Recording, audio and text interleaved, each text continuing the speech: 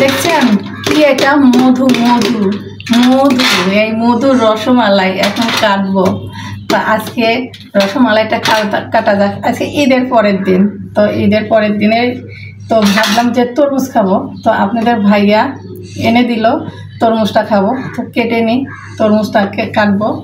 কাটার পরে তারপরে তো এই রসমালাই মধু ভাইরাল ভিডিও চলতেছে, কখনো আমি বানানোর সুযোগ পাই নাই, কারণ সময়ই পাই নাই, বানাবো কখন, তাই না?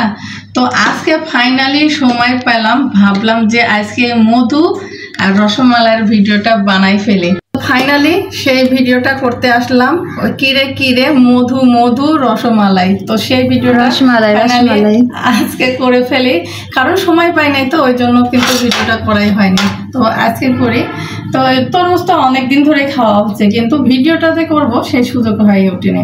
তো ফাইনালি আজকে সেটা করলাম। আর যেহেতু ভাইরাল একটা টপিক চলতেছিল, সেটা আমরা করে ফেললাম আজকে।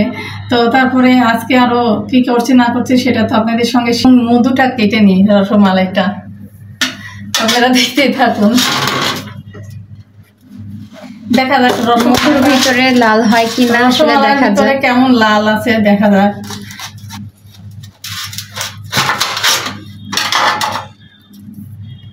এই হ্যাঁ হ্যাঁ রে,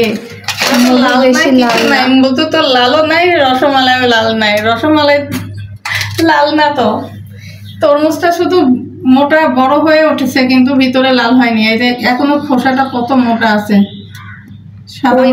না হতে চাষিরা এটা কেটে ফেলছে। পুরো না হওয়ার কারণে এই তরমুজটা বিক্রি হয়ে গেছে।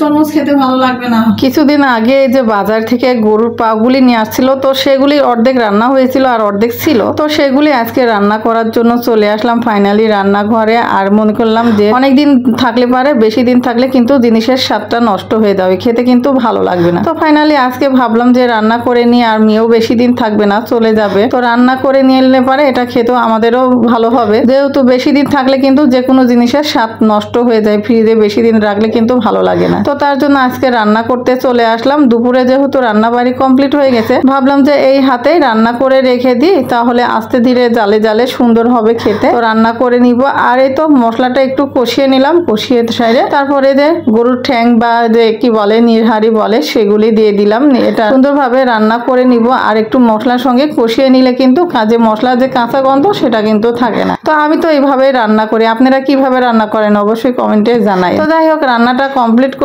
আর যেহেতু অনেক দেরি হয়ে গেছে, গোসল আছে, তাড়াতাড়ি রান্নাটা কমপ্লিট করে তারপরে গোসলে যাব। আরো বাদবাকি যেগুলি কাজ আছে সেগুলিও কমপ্লিট করার আছে। তারপরে রান্নার সময় কষিয়ে নেওয়ার সময় কেমন হচ্ছে সেটাও আপনাদের সঙ্গে শেয়ার করি। এই তো দেখতে পাচ্ছেন খুব সুন্দরভাবে কষিয়ে নেওয়া হয়ে গেছে। আর এখন এখানে পানি দিয়ে দেবো, এই পানিতে সুন্দরভাবে সিদ্ধ হয়ে যাবে। আর সিদ্ধ হয়ে গেলে কিন্তু হাড্ডির থেকে সব মাংসগুলি খুলে যাবে, আর এটা কিন্তু খেতে অনেক ভালো লাগে। তো যাই হোক, বিকেল বেলা ছেলে মেয়ের আবদার ছিল চটপটি খাবে, তো এই তো চটপটির ফাইনালি রান্না করা হয়ে গেছে। এখন পরিবেশন করে নিচ্ছি। আমি কিন্তু সবকিছু আগে থেকে রান্না করে নিয়েছি, আর আপনাদের সঙ্গে কিন্তু শেয়ার করার কথা একবারে ভুলে গিয়েছিলাম। তো এই তো যেহেতু পরিবেশন করতেছি, ভাবলাম যে আপনাদের সঙ্গে একটু শেয়ার করে ফেলি। আর চটপটি কিন্তু খেতে ভালো লাগে, খুবই ভালো লাগে। তো এখানে টকগুলি করে নিয়েছি, আর চটপটির যতগুলি যা যা লাগবে মশলাপাতি সবকিছুই কিন্তু দিয়ে দিয়েছি। আর আমি অনেকগুলি চটপটি রান্না করেছি, দেখতে পাচ্ছেন এক পাতিল কিন্তু রান্না করে ফেলছি। তো যাই হোক, প্লেটটা সাজিয়ে নিচ্ছি, আর আপনাদেরকে দেখাই দেবো যে প্লেটটা সাজানোর পরে কত সুন্দর হয়ে গেল। এই বাজারে কেনা চটপটির থেকে বাসায় যদি করে খাওয়া যায় সেটা স্বাস্থ্যসম্মত হয়, ভালোও লাগে খেতে। এ তো দেখুন আমি ফাইনালি একবারে রেডি করে নিয়েছি,